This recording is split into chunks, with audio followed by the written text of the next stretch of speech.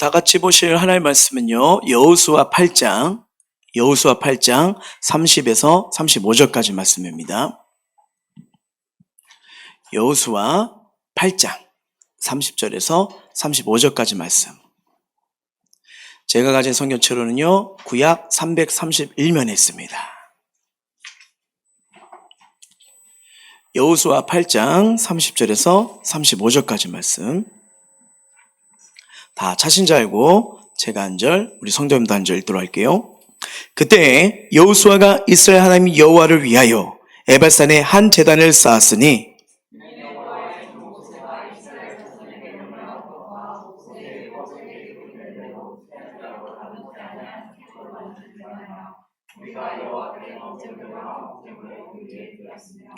여호수아가 거기서 모세가 기록한 율법을 이스라엘 자손의 목전에서 그 돌에 기록하매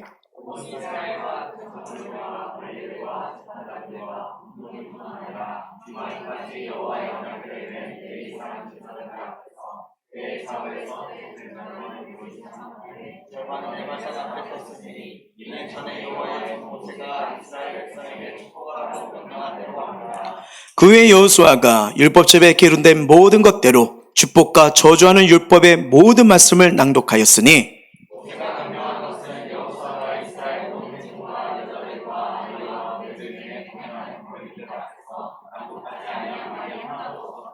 아멘. 우리 다 같이 믿음의 선포하도록 하겠습니다. 시작. 나는 하나님의 살아계심을 믿습니다. 나는 하나님 바라보며 다시 도전합니다. 나는 하나님이 쓰시는 위대한 믿음의 사람입니다. 무엇이든 믿음대로 됩니다. 믿으면 우리에게 반드시 기적은 일어납니다. 예수가 길이고 답이다. 아멘. 자, 오늘도 주의 성전에 나와 예배드린 모든 자들에게 하나님 주시는 은혜와 평강이 넘치길 주의 이름으로 축원합니다. 우리 옆 사람 앞에서 한번 인사했으면 좋겠습니다. 예수 안에 참된 기쁨이 있습니다. 시작. 자, 오늘은요, 예수 안에서 새롭게 시작됩니다 라는 말씀을 가지고 함께 은혜 나누길 원합니다. 알다시피 이스라엘 백성이요, 이 요단강을 건너 가나안 땅에 들어가죠. 그리고서 여리고성에서는 대승리를 얻습니다. 하지만 그로 인해서 자만을 빠진 거죠. 여러분, 이 자만은 딴 게 아닙니다. 하나님께 묻지 않고요, 하나님 없이 살아가는 게 자만이라는 것을 깨닫게 되죠. 그러다 보니까 아이성에서 대패를 하고 말죠. 그런데 하나님 앞에서 다시 원인을 찾게 됩니다. 그리고 이게 우리의 죄악이구나. 아간의 죄뿐 아니라 우리 공동체의 죄악이구나. 이걸 깨닫게 되면서 그 죄를 해결하고 다시 나아가니까 아이성을 전투를 일으키시고 회복하시는 그 하나님의 손길을 본 거 아니겠습니까? 근데 이 아이성을 정복한 이스라엘 백성은요, 갑자기 또 점령을 하면서 나가는데 방향을 바꿔서 북쪽에 위로 올라갑니다. 그리고 그 위에 뭐가 있냐면 에발산과 그림신산이 있는 그 곳, 바로 그쪽 방향으로 나가는 걸 보게 되죠. 자, 한번 사진 한번 볼게요. 이스라엘 지도인데요, 여리고 전투를 이기고 아이성 전투를 합니다. 그리고 저 에발산과 그림신산이 있는 쪽으로 가게 되는데, 자, 여기서는 여러분 왜 방향을 바꿔서 이 아이부터 저 에발산까지의 거리가 약 40km가 됩니다. 왜 떨어진 이 북쪽으로 올라갔을까요? 그리고 하나님께서는 도대체 어떤 의도가 있었길래 그들을 에발산에 세우게 하셨을까요? 자, 먼저 8장 30절 한번 말씀 읽어볼게요. 시작. 그때 여호수아가 이스라엘 하나님 여호와를 위하여 에발산에 한 제단을 쌓았으니. 자, 이 말씀을 보니까 여호수아가 에발산에서 한 게 뭐예요? 제단을 쌓았다는 겁니다. 근데 우리가 여기서 생각할 일이 있어요. 자, 지금 이스라엘 백성이 선 곳이 어디 산이라고 말을 하죠? 에발산이라고 말합니다. 에발산이요. 자, 그러면 이 에발산은 바로 세겜에 있는 땅, 에발산에 있는 건데, 이 에발산이 어떤 의미가 있기에 하나님께서 글로 인도하시고 그것을 제단, 왜 그곳에서 예배를 드리게 하셨을까요? 자, 먼저 신명기 말씀을 살펴봐야 됩니다. 자, 신명기 때 모세가 광야에 생활할 때 하나님의 모세를 통해서 어떤 말씀을 주셨는지 한번 살펴보길 원할게요. 시작. 내 하나님 여호와께서 내가 가서 차지할 땅으로 너를 인도하여 들이실 때는 너는 그리스산에서는 축복을 선포하고 에발산에서는 저주를 선포하라. 지금 이렇게 말합니다. 그러면서 이 말씀을 받은 모세는요, 이스라엘 백성들에게 더 구체적으로 이런 말을 합니다. 자, 27장 13절까지 읽어볼게요. 시작. 모세가 그날 백성에게 명령하여 이르되 너희가 요단을 건넌 후에 시므온과 레위와 유다와 이사갈과 요셉과 베냐민 백성을 축복하기 위하여 그리십산에 서고 르우벤과 gad과 아셀과 스불론과 단과 납달리아는 저주하기 위하여 에발산에 서고. 자, 이 말씀을 보니까 하나님은 모세가 율법을 받았을 때 그 땅에 들어가거든. 자, 그림시산에는 뭘 선포하래요? 축복이요. 에발산은요, 저주를 선포하라고 분명히 선고를 하고 있어요. 자, 그러면요, 중요합니다. 지금 여호수아가 가나안 땅으로 이스라엘 백성을 데리고 들어갔어요. 이들이 선 곳, 그 산은 어디 선입니까? 어디 산입니까? 에발산이에요. 근데 에발산은 무슨 산이라고요? 저주를 선포하는 산이에요. 자, 그림시산과 에발산은 모양이 비슷합니다. 높이도 약 900m 비슷하대요. 하지만 산세는요, 서로 극조와 대조를 이룬다고 합니다. 그러니까 그림시산은요, 산세가 아름답고 나무도 울창하대요. 이스라엘 중에 가장 아름다운 상으로 이 칭송을 받는 곳이 그림시산입니다. 하지만 에발산은 그 반대예요. 에발산은 그림으로 민둥산이라고 합니다. 그냥 돌만 찬떡이가 있고요, 메마른 땅에 가시와 엉겅퀴가 군데군데 딱 있어서 야, 진짜 저주산 에발산이구나 라고 느낄 수 있는 그런 형태의 모습이래요. 근데 지금 이스라엘 백성을 에발산에 세웠다는 거예요. 뭘까요? 이들을 멸절시키겠다는 하나님의 의도일까요? 아니, 축복을 받으려면 그럼 어디 산으로 가야 되죠? 그림신산에 가는데 왜 하나님이 이곳을 허락하시고요, 왜 여호와선을 이렇게 이끌어갔을까? 자, 신명기 27장 4절 한번 볼게요. 시작. 너희가 요단을 건너거든 내가 오늘 너희에게 명령하는 이 돌들을 에발산에 세우고 그 위에 석회를 바를 것이며. 자, 이전에 하나님께서 요단을 건너가게 되면 에발산에 제단을 쌓으라고 말씀하셨어요. 그러니까 여호수아는 그 말씀대로 그대로 순종한 것뿐입니다. 자, 그림시산과 에발산, 아까 그림에서 봤지만 서로 마주하고 있는 것을 보게 되잖아요. 가까운 데 있는 거예요. 근데 이 두 산 사이에는 세겜이라는 동네가 자리 잡고 있어요. 그러니까 세겜 땅에 에발산이 있는 거예요. 근데 이 세겜은 정말 중요합니다. 우리가 알다시피 이 성경을 보면요, 이 세겜에서 제단을 쌓던 그 전에 인물이 두 분이 계세요. 누구냐면 아브람과 야곱입니다. 아브람과 야곱이요. 이들은 하나님의 부르심과 또 야곱이 형을 피해서 도망갔을 때 이 세겜에서 제단을 쌓아요. 이곳에서 예배를 드렸던 거예요. 근데 하나님께서 동일하게 나타나셔서 너로 큰 민족을 이루겠다라고 약속했던 곳이 뭐냐면 세겜에서 제단을 쌓을 때인 겁니다. 여러분, 이건 되게 중요한 겁니다. 이게 무슨 말이냐면요, 어떻게 보면 그들은 처음엔 빈손이었잖아요. 아무것도 없이 어떻게 보면 그냥 부르심대로 아니면 피난으로 갔던 그행에서 했지만 하나님이 그들에게 만나주시고 받으시고 하고요, 약속대로 큰 민족을 이루시는 복을 주심을 우리는 알고 있습니다. 그래서 세겜은요, 약속의 장소인데 빈손으로 지팡이 하나로 시작한다 할지라도 하나님의 말씀에 순종하면 하나님이 은혜를 내려주시고 그들의 인생을 돌보신다는, 복 주신다는 뜻이 담겨져 있는 게 세겜이에요.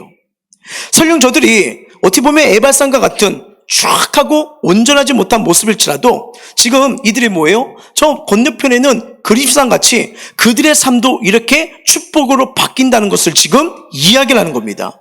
그래서 지금 서 있는 인생, 지금 삶이 에발산 같이 아무것도 없고 연약하고 부족할지라도요, 하나님의 은혜가 임한다면, 하나님이 그들을 돌봐주신다면, 하나님 우리 인생 가운데 찾아오신다면요, 은혜의 산, 축복의 산, 축복의 인생이 될 수 있음을 믿으시길 주의 이름으로 축원합니다.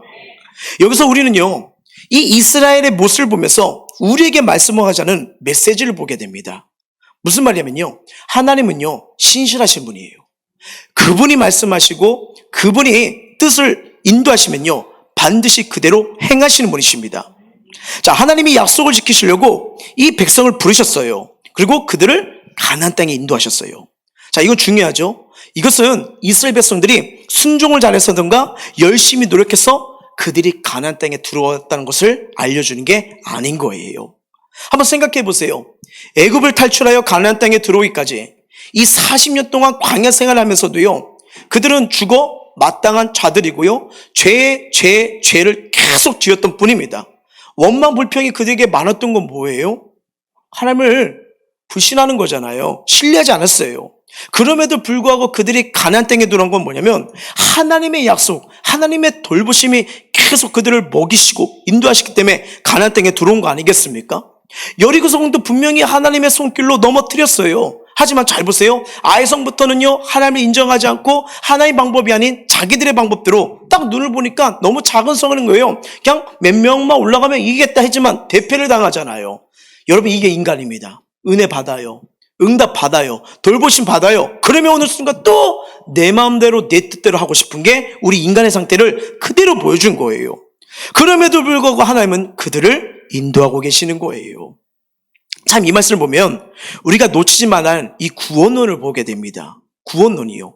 여러분, 구원은 내가 열심히 살았거나 아니면 나에게 어떤 작은 근거라고 있어서 임한 것이 아닙니다.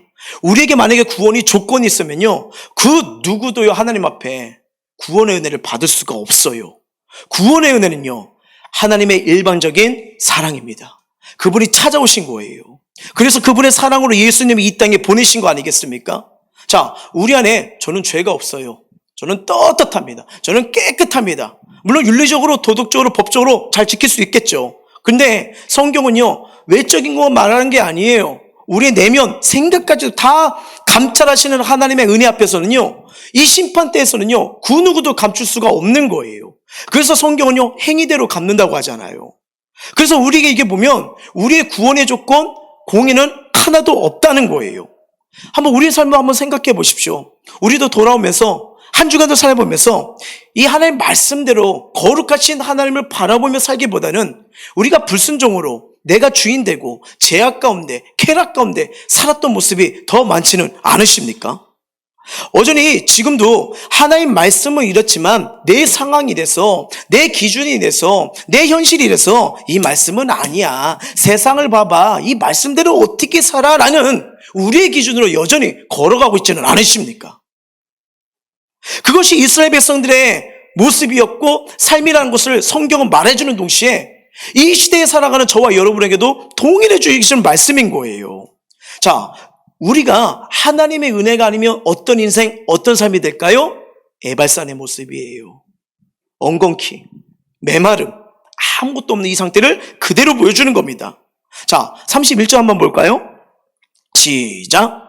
이는 여호와의 종 모세가 이스라엘 자손에게 명령한 것과 모세의 율법책에 기록한 대로 새 연장으로 다듬지 아니한 세도를 만든 제단이라. 무리가 여호와께 번제물과 화목제물을 그 위에 드렸으며. 자, 이 말씀을 보시면요, 그냥 소제, 곡식 이거로 드린 제사가 아니라 반드시요 어린 양의 죽음이 드려져야 되는 번제물과 화목제물로 이 단에서 드리라고 말씀하고 있어요. 그리고 단을 새 연장으로 다듬지 아니한 새 돌로 만들라고 하십니다. 자, 왜 이렇게 말씀하셨을까요? 자, 우리에게 임한 이 생명의 구원이 인간의 노력에 의해서 이루어진 게 아니라 바로 바쳐진 어린 양의 공로, 뭐예요? 예수 그리스도의 보혈로 우리가 구원받고 그 은혜로 예배를 드리고 그 구원받은 자들이 예배 드릴 때 하나님이 받으신다는 거예요. 예배는 우리의 마음대로 드리는 게 아닙니다.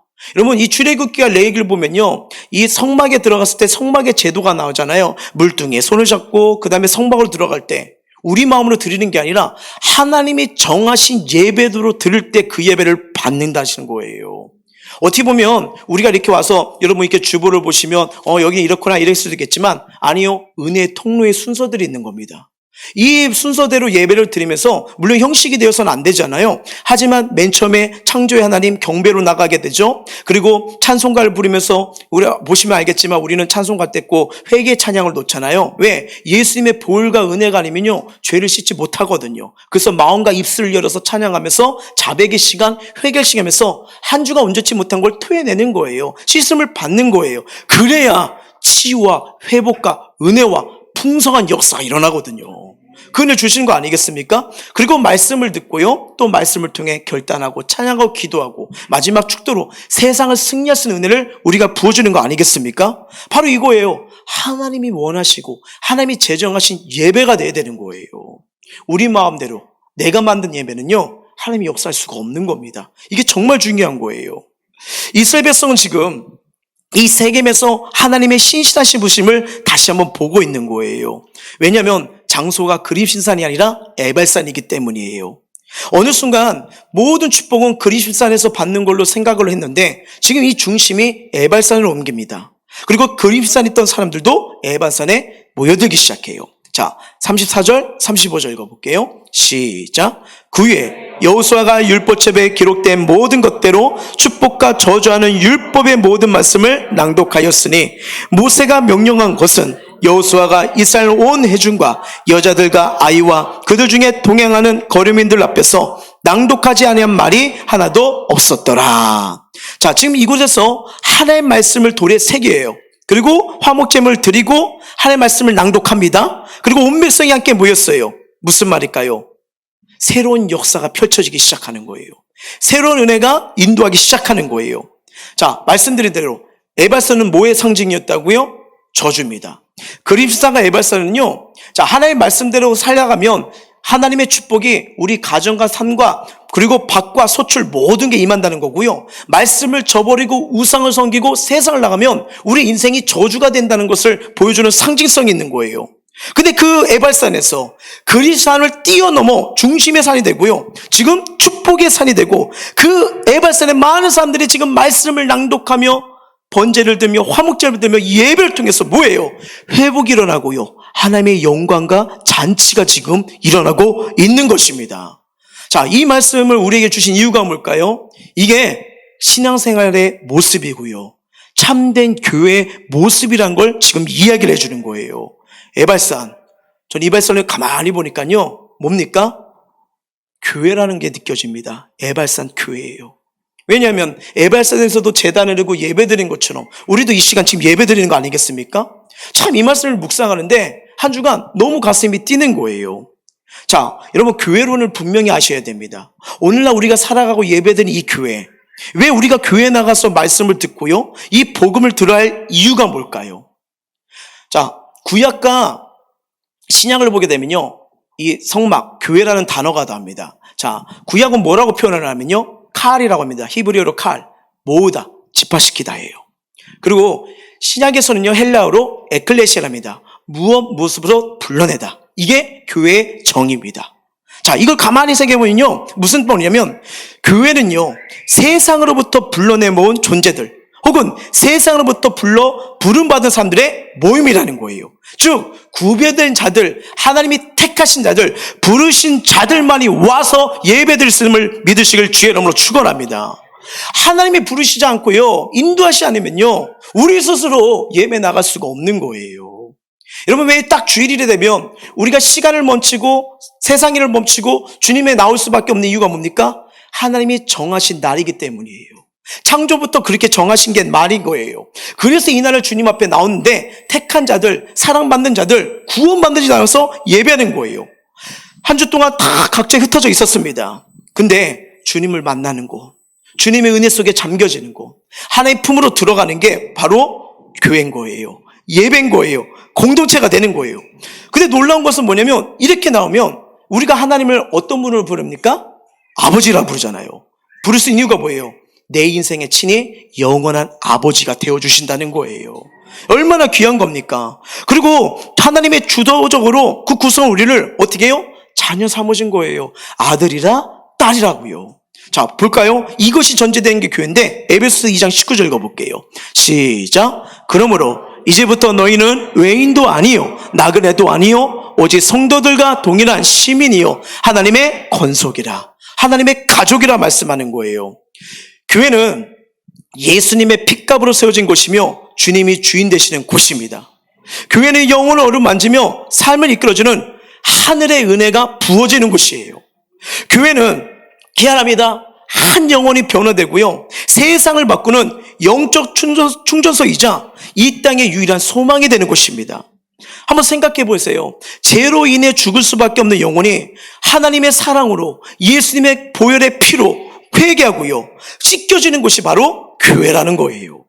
그래서 교회는요, 철저하게 우리가 하나님의 자비와 용서와 긍휼로 살 수밖에 없음을 고백하는 곳이 있는데 그 현장이 어디냐?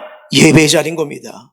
예배의 자리요. 그래서 여러분 구약에서 왜 예배 드렸을 때 어린 양의 피를 이렇게 뿌리면서 회개하며 나가는지 자비와 용서와 사랑과 긍휼이 아니면 우리는 스스로 살 수 없다는 고백을 하는 게 바로 예배인 거예요. 예배인 거예요. 그런데 안타깝게도요, 오늘날 이 복음이 비틀어져서 왜곡되어서 자꾸 사람들의 자기 방법대로 예배를 드리려고 합니다.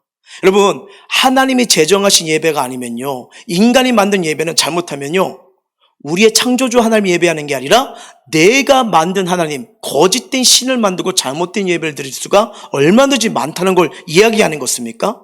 그리고 또 안타까운 건 뭐냐면 교회에서는요, 하나님만 높여야 돼요.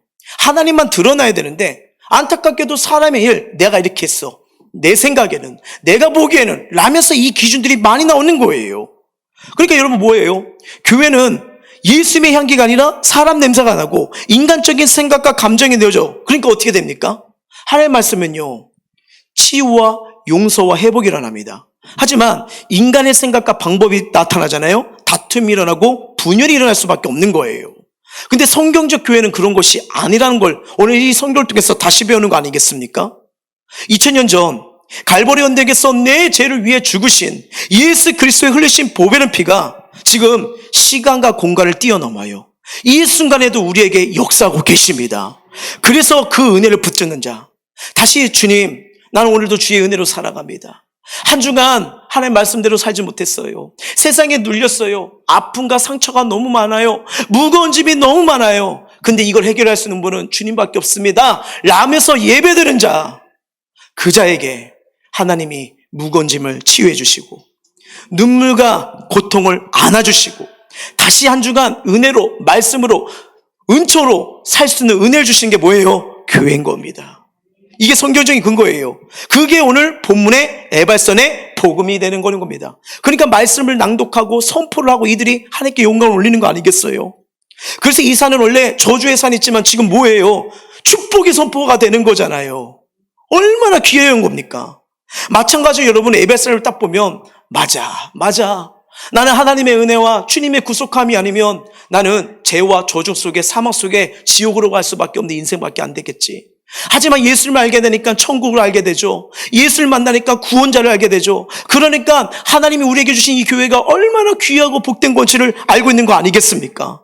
그리고 이 예배를 통해 보혈의 은혜를 다시 붙들게 되잖아요. 이게 예배의 축복입니다. 하늘의 잔치가 되는 거예요. 이에 대해 사도 바울은요, 그 은혜에 너무 감격해서 이렇게 말을 합니다. 자, 로마서 7장을 한번 가볼게요. 시작. 그러므로 내가 한 법을 깨달았노니 그 선을 행하기 원하는 나에게 악이 함께 있는 것이로다. 내 속사람으로는 하나님의 법을 즐거워하되 내 지체 속에서 한 다른 법이 내 마음의 법과 싸워 내 지체 속에 있는 죄의 법으로 나를 사로잡는 것을 보는도다. 오라, 나는 공고한 사람이라다. 이 사망의 몸에서 누가 나를 건져내랴. 무슨 말이에요? 하나님의 말씀이 생명이 되고 구원이 되고 능력이 된 걸 아는데 이 연약한 육체를 살아가면서 삶의 현장에서 부딪히고 엮이고 설키니까 자꾸 또 죄를 향해 가는 거예요. 하나님의 말씀보다는 그냥 세상과 쾌락과 즐거움이 너무 좋은 거예요. 근데 뭐예요? 마음이 또 찔려요. 또 괴로워요. 또 후회가 나와요. 또 공허함이 찾아오는 거예요. 왜? 죄는요, 우리를 해결 못 하거든요. 더 마음이, 삶이 무거워지는 거예요. 그러니까 뭐예요? 내가 왜 살아가는 거지? 이게 맞나? 진실된 하나님의 은혜와 치유와 사랑을 경험하지 보니까 그냥 근심 속에 세상 속에 빠져들어가니까, 그리고 자기의 자신을 보니까 뭐래? 하나님 법은 좋아하는데 자꾸만 죄로 가는 그 육체에 괴로워하는 거예요. 이게 사도 바울의 절망이었고 고민이었고요. 어쩌면 지금 이 순간에도 이 절망 속에 잡혀있는 이 죄악 가운데 사로잡혀있는 우리의 고백, 동일한 고백 아닐까요? 만약에 여러분, 오라, 나는 공고한 사람이다, 이 사망의 몸에서 누가 건져내라, 이걸로만 끝난다면요, 예를 들어 하나님이요, 구원받은 이후에 죄를 한 번 이상 짓는 사람은 구원을 취소하리라, 이 말씀이 나왔다면요, 우리 이 예배 온전히 드릴 수가 있을까요? 한 주간 떠오른 제가 지금 눈빛 보니까 한 5만 5천 개 떠오르시네요. 대단하시죠. 전 지금 8만 개가 떠오르는데. 그리고 여러분 딱 들어올 때 가브리엘 천사가 그 스캔합니다. 한 주 동안 죄를 엄마께 보내다 띠디띠디 그리고 띠띠띠띠띠 하면서 못 들어오는 거예요. 오자마자 띠띠띠띠띠 이 소리 나면요. 이미 여기 3층 올라오기 전에 1층부터 그 소리가 나면요. 저 24절 난 공부한 사람이야. 난 사망인가 보다.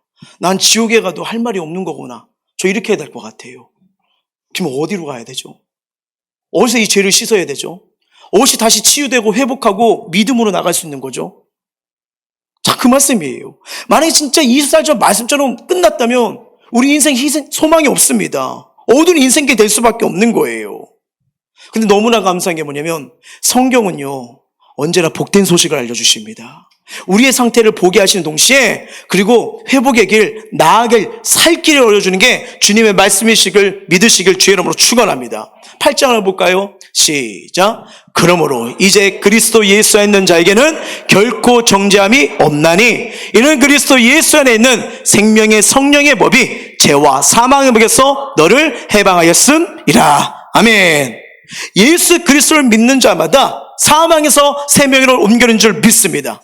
저주에서 축복이 이루어지는 놀라운 복음의 삶이 주 예수 안에서 우리에게 펼쳐짐을 믿으시길 바랍니다. 그래서 우리는 믿음 날마다 외쳐야 돼요. 죄악 가운데 불순종 가운데 하나님이 원치 않는 삶을 때 선포하셔야 됩니다. 나는 죄의 종으로 살아갈 사람이 아니야. 나는 이런 삶 살 사람이 아니야. 하나님이 날 구원하셨고 날 향한 민생과 비전과 사명을 주는 멋진 삶을 인도하는 사람이야. 나는 이렇게 살 수 없어.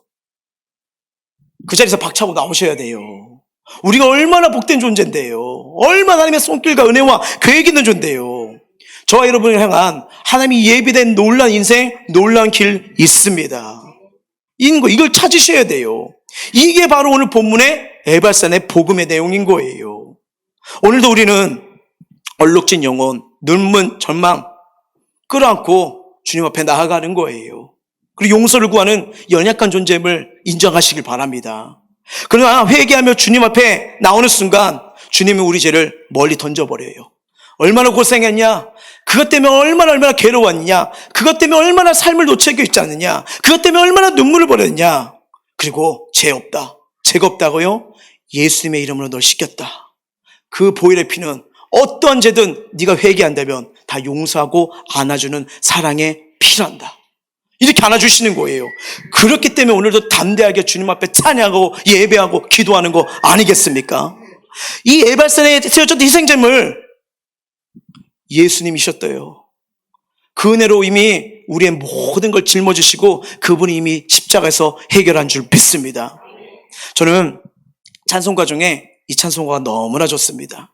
우리 한번 찬양해 볼까요? 죄에서 자유를 얻게 함은 보혈의 능력, 주의 보혈, 시험을 이기는 승리되니 참 놀라운 능력이로다. 주의 보혈 능력이 또다. 주의 피 믿고 주의 보혈 그 어린 양의 매우 귀중한 피로다.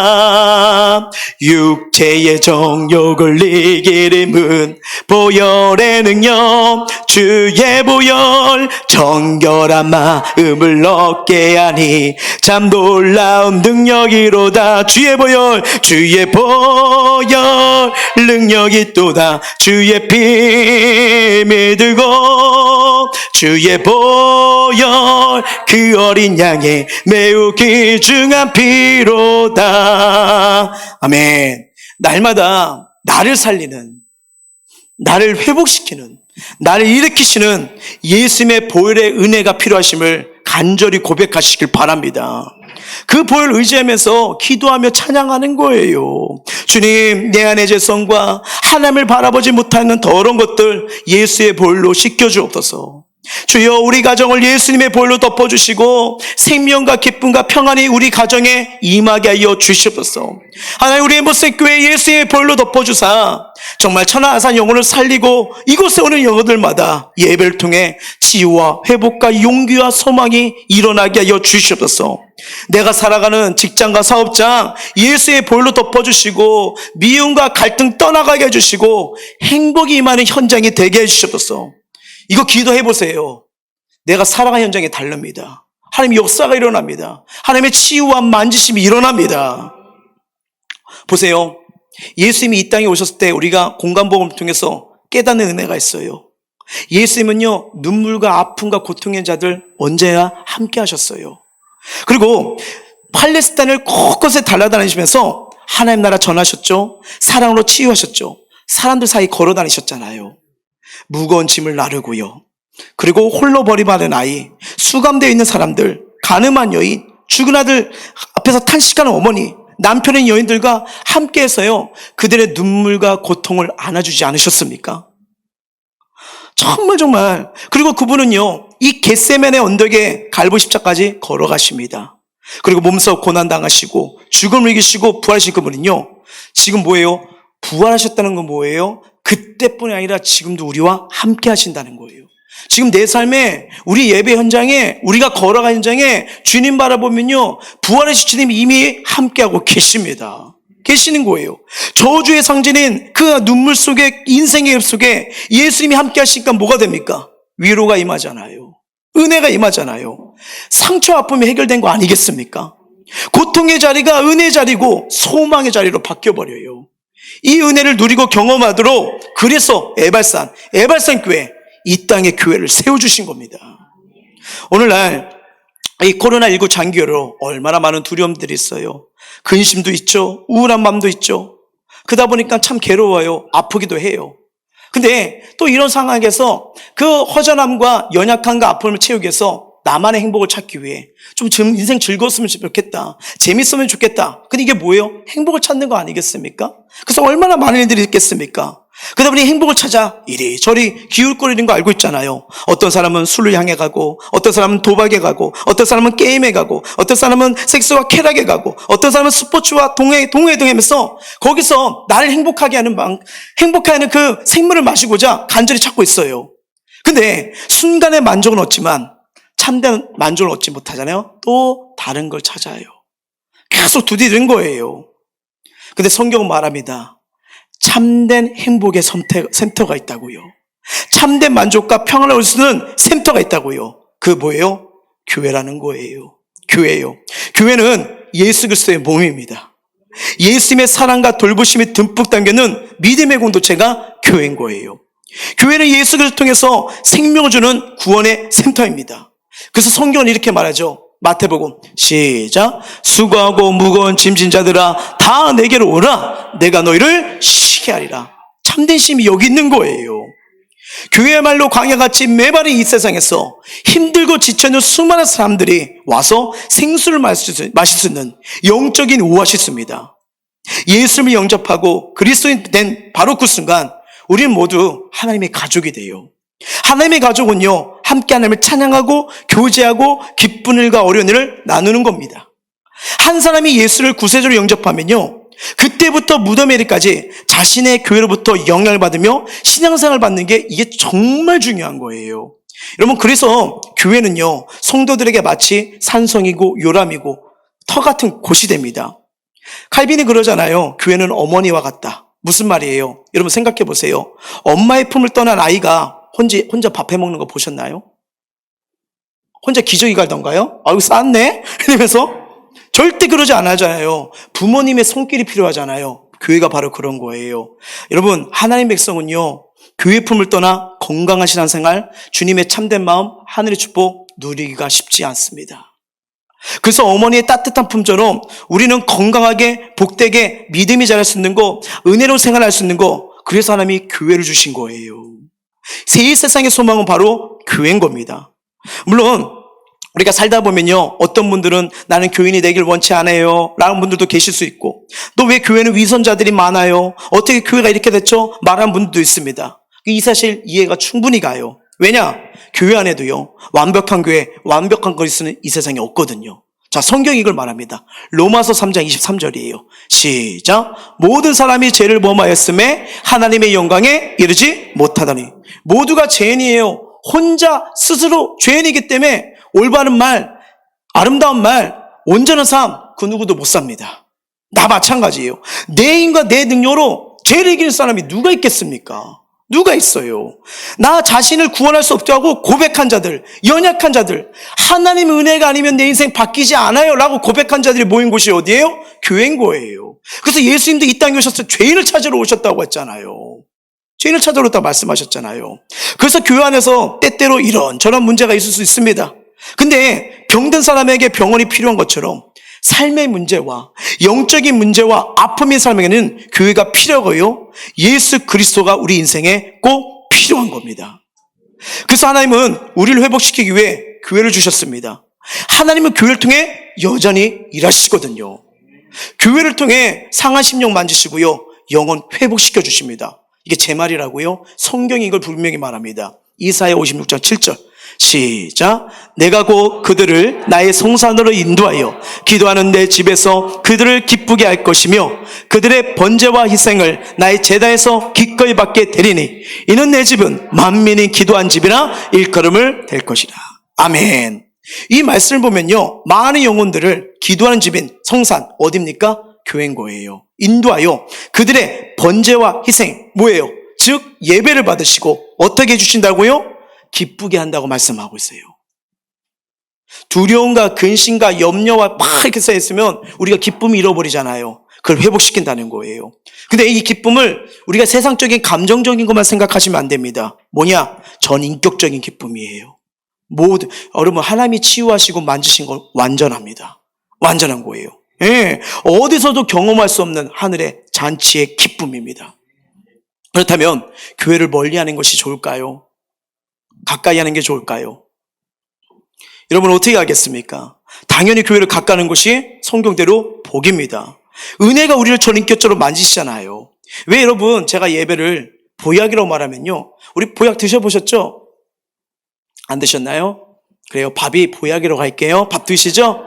안 드세요? 햄버거 먹어요? 그래요, 햄버거가 보약이라고 할게요. 근데 뭐예요? 한 주간 한 번 먹은 거랑 두 번, 세 번 먹은 거랑 건강 상태가 다르잖아요. 무시할 수가 없는 거예요. 이 은혜가 있는 거예요. 여러분 어떻게 보면 하나님은요, 상처와 아픔을 치유하고 우리 복되게 세워서 가정과 지역, 나라, 열방 살리는 복의 통로로 교회를 세워가십니다. 자, 다시 한번 말씀 볼까요? 에베소서 1장 23절 시작. 교회는 그의 몸이니 만물하에서 만물을 충만하게 하시니 이에 충만함이라. 그리스도의 몸이잖아요. 그래서 여러분 함부로 교회를 판단하시면 안 됩니다. 왜요? 주님의 핏값으로 세워진 거고요, 성경대로 세워져 가는 거기 때문에. 그래서 교회 오시면 여러분, 그래서 인간을 보는 게 아니라 사람을 보는 게 아니라 하나님을 바라보시면 돼요. 그냥 연약하다 나약하다 어렵지 않아요. 죄인이라 그래 그러면 돼요.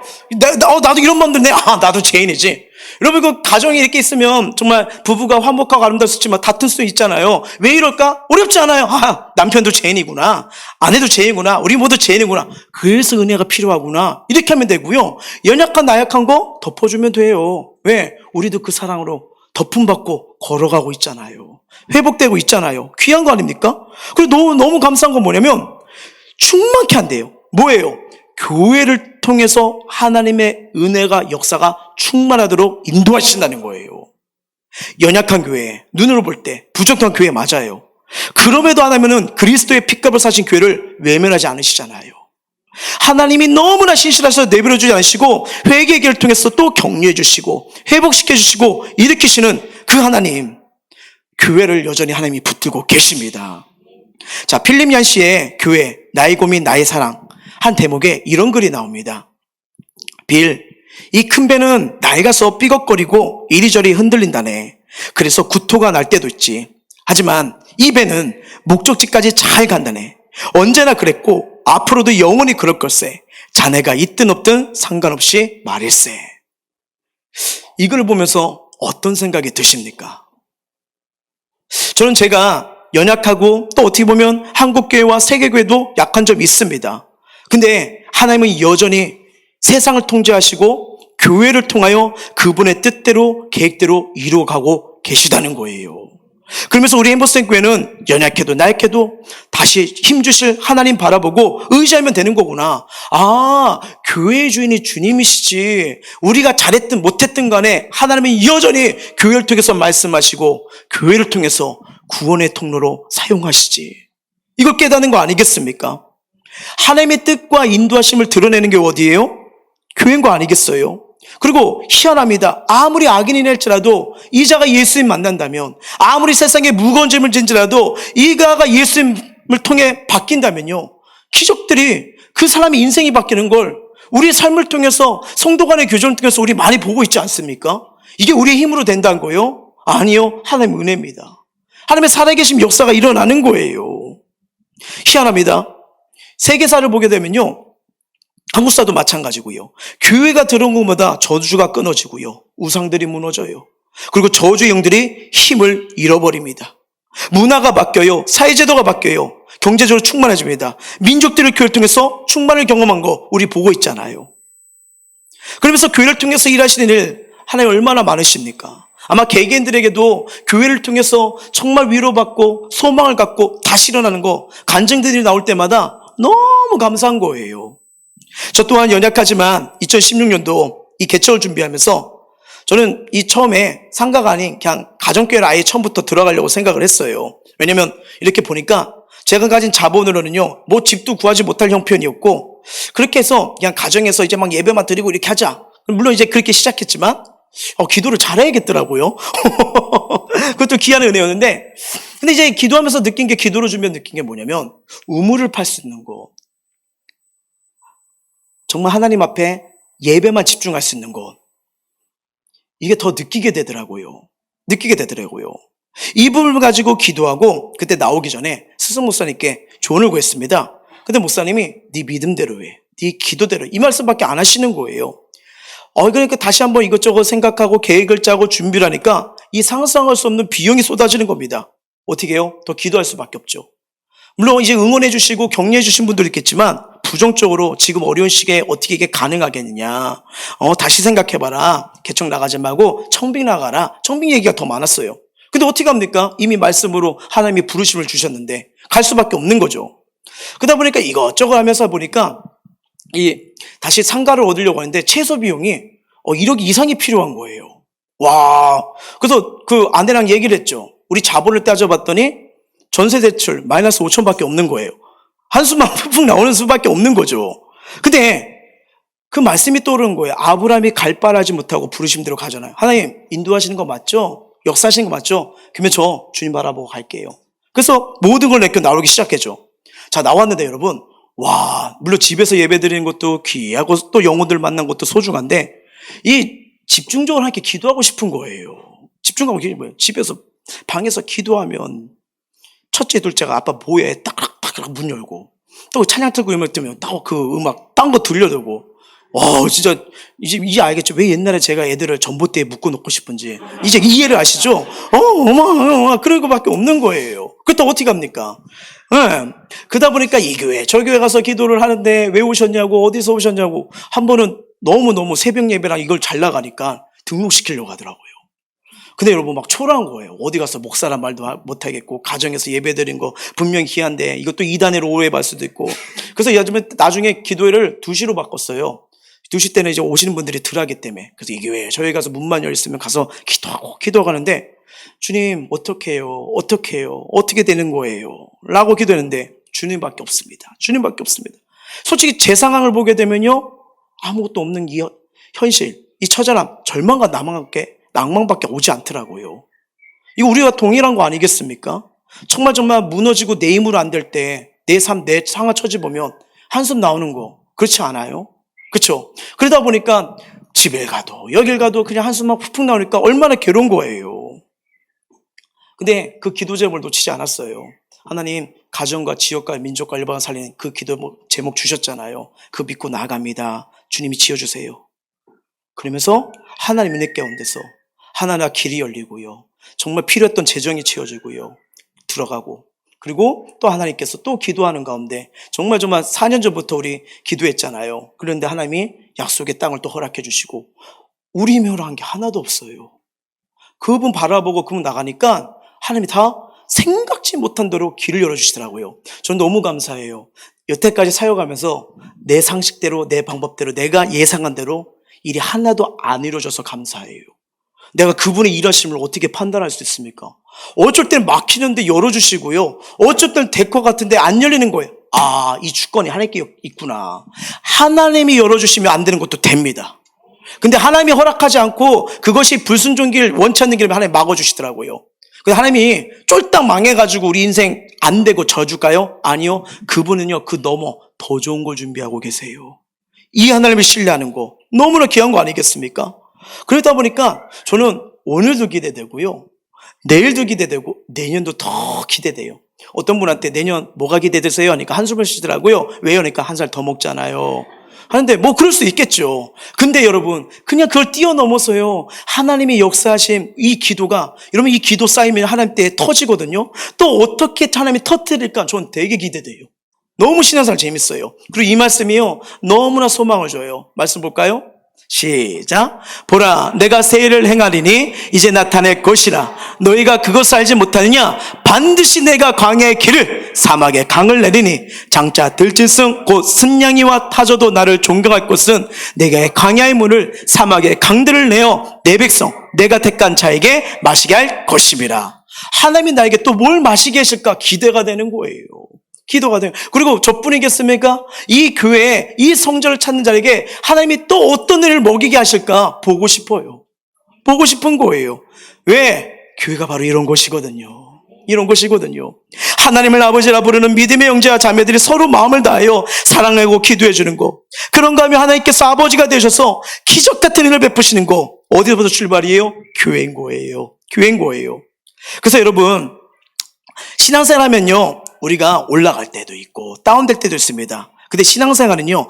밑에 있든 올라갔든 간에 여기서도 지금 나는 예배하고 주님 바라보고 있느냐 이게 중요해요.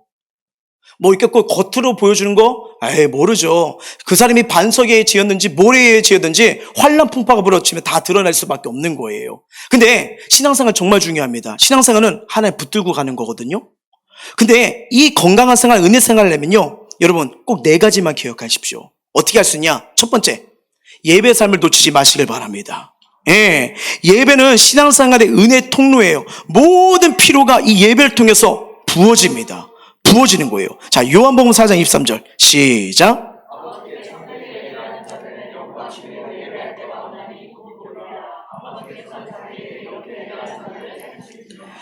예배를 통해 어두운 세상 속에서 새롭고 능력의 삶을 살 수 있다는 거예요. 가정과 직장, 학교, 인간관계 등 모든 상황 속에서요. 하나님의 뜻을 발견하며 승리할 수 있는 용기와 비전이 예배입니다. 예배예요. 참 희한해요. 처음 교회 나오신 분들도 나중에 딱 마치고 이렇게 얘기 들으면요. 몰라요. 아무것도 모르는데 희한하게 편안하네요. 이걸 얘기를 해요. 왜요? 하나님 품 안에는요. 참된 안정이 있거든요.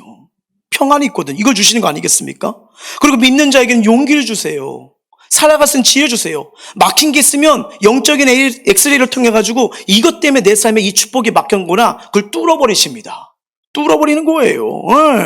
그래서 아버지 하나님은요. 신령과 진정으로 예배하는 자 찾으십니다. 왜요? 부어주시려고요. 만져주시려고요. 두 번째, 신앙생활은 교제하는 생활입니다. 자, 사도행전 2장 40절 시작. 그들이 사도의 가르침을 받아 서로 교제하고 떡을 떼며 오로지 기도하기를 힘쓰니라. 아멘. 부족하지만 저희 교회는요.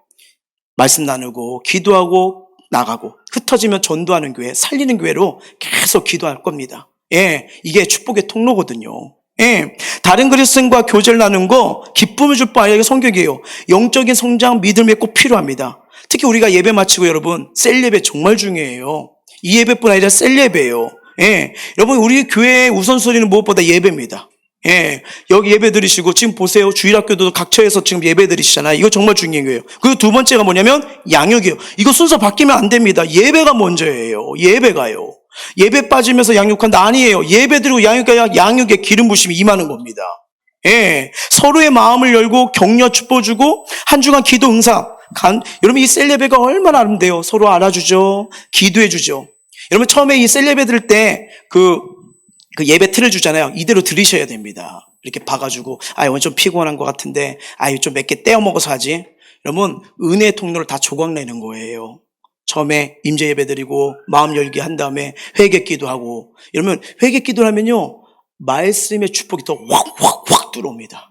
확 들어와요. 그래서 그런 거예요. 그리고 전도대장 놓고 같이 기도하고요. 왜요? 소중한 사람들이잖아요. 나만 구원받을 거예요? 그 사랑한 사람, 눈물 뿌린 사람 안전해가지고 나 혼자 천국 들어가면 끝이에요? 아니잖아요. 늘 기도하십니까? 전도대사장? 놓칠 때 있을 거 아니에요. 근데 세련에서 같이 그 영혼들 놓고 기도하잖아요. 빈자리 놓고 기도하십니까? 거기서 엘리베이터 드릴 때 꼭 빈자리 놓으라고 하는데 지금 하고 계세요? 거봐요. 하란 대로 해야 돼요. 오늘도 이렇게 성경을 보게 되면 하나님께서요 말씀하신 대로 이대로 했을 때 그 재단과 은혜를 듣고 역사가 일어나잖아요. 여러분 셀리베 부흥 어렵지 않습니다. 전 대학부 때부터 그 2000년 초반 때부터 그렇게 예배를 드렸거든요. 그럼 성경대로 말씀대로 예배하게 되면 영혼들이 와요. 내 생각 내 기준대로 이렇게 드리면요 이게 뭐라고 해야 될까? 그냥 동아리 모임이랑 비슷해요. 근데 예배는요 터치거든요. 터치가 돼야 되거든요. 성경대로 들으면 변화가 일어나고요. 영혼 내가 전도할 때 뭐뭐 해서 기도하잖아요. 데리고 오더라고요. 성령님이 그들의 생각 마음에서 주품함에 돌아오더라고요. 그렇게 드리는 겁니다. 사역할 때 모든 부서 때 그렇게 예배 드렸어요. 그때 하나님이 계속 영혼을 붙여주시는 거예요. 왜? 성경대로 예배 드리니까요.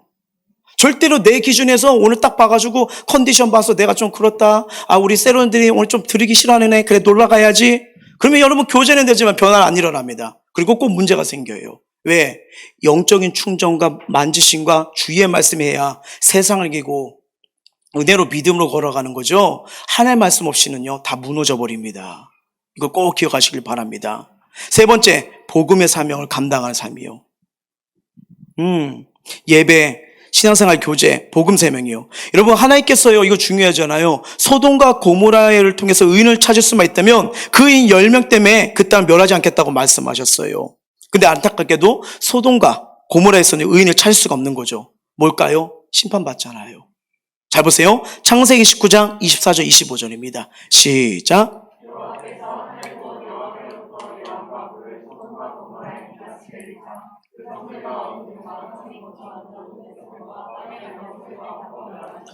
자, 오늘날 한국 땅에 의인이 있을까요? 근데 성경적으로 보면요. 오직 예수의 피로 의로워진 기독교만이 하나님께서 찾으시는 의인입니다. 이들을 통해 뭐예요? 가족 살아나는 거예요.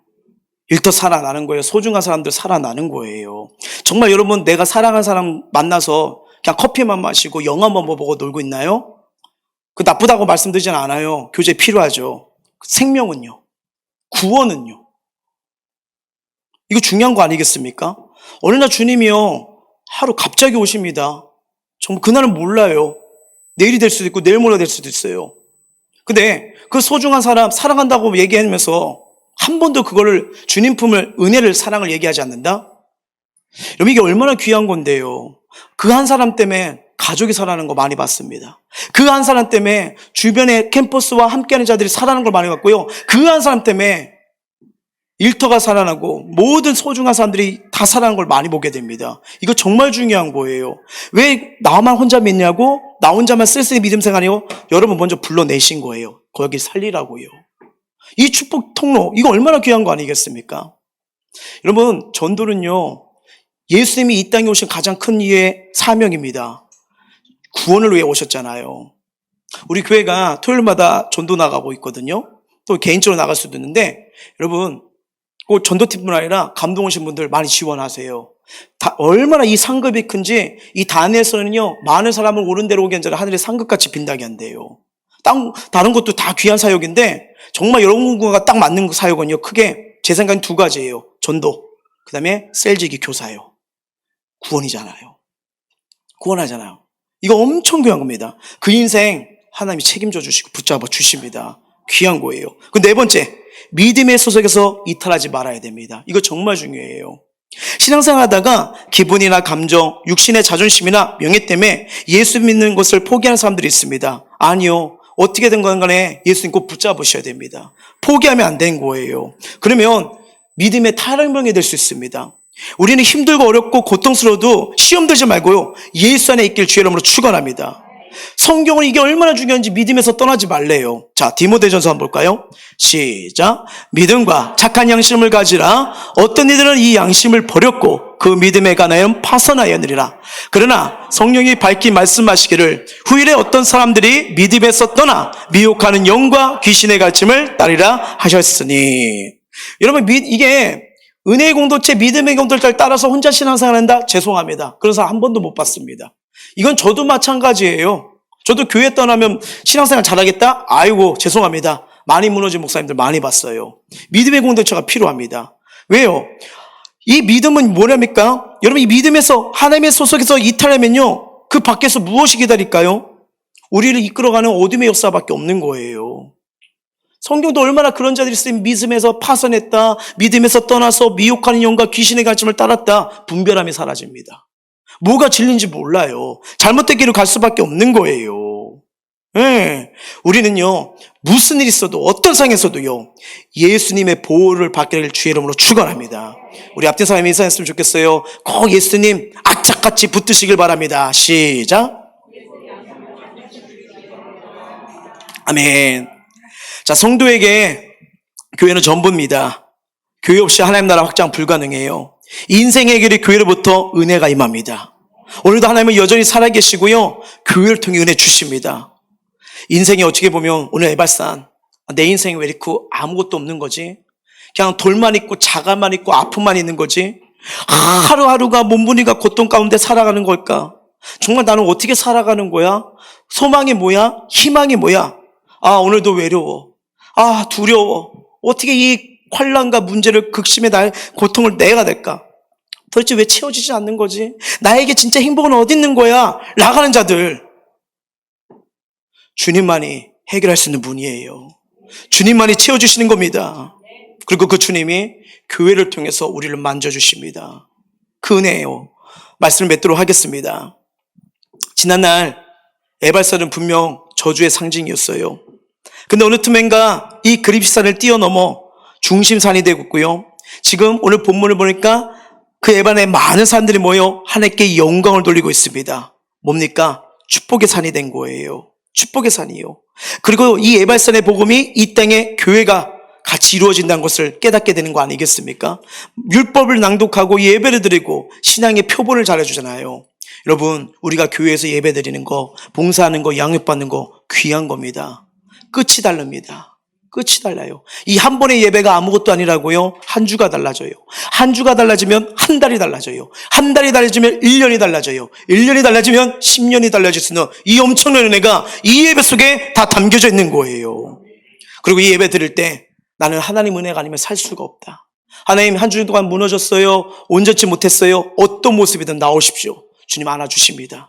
그분이 치유해주시고 눈물 닦아주시고요, 그 허전한 마음 채워주시면요, 승리의 삶, 회복의 삶, 축복의 삶, 행복의 삶으로 걸어나가는 거예요. 비록 과거가, 오늘 예배 오기 전까지 마치 내 모습이 에발산 같은 아픔과 좌절로 아무것도 텅텅 비어있는 그런 인생의 쓰라림이 있을지라도요, 오늘도 하나님은요, 예수 그리스도의 보혈로 우리를 씻겨주십니다. 안아주십니다. 회복시켜주십니다. 일으키시고요, 이것서 끝난 게 아니라 넌 축복의 통로가 될 거야. 은혜의 통로가 될 거야. 승리의 통로가 될 거야. 그 은혜를 주십니다. 오늘 다시 예수님 바라봅시다. 예수님 붙듭시다. 그리고 주님이 주신 교회 사랑합시다. 이 믿음으로 승리하시길 주의 이름으로 축원합니다. 우리 찬양하며 서기를 원해요.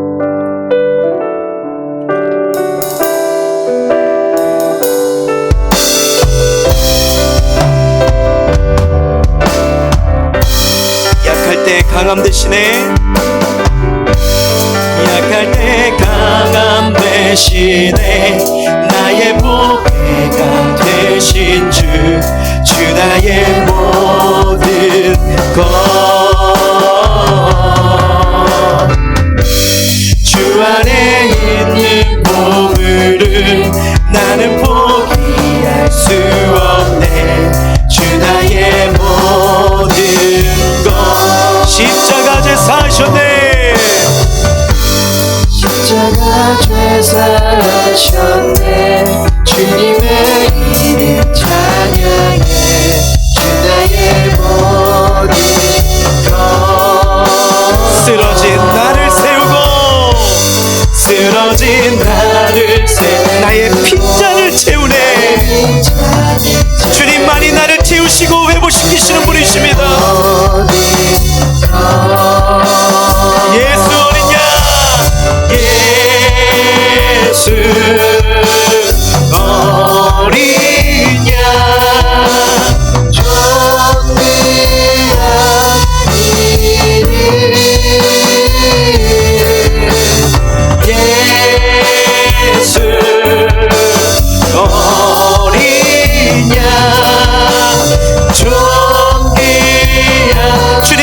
나를 만져주십니다. 예수 어린 양.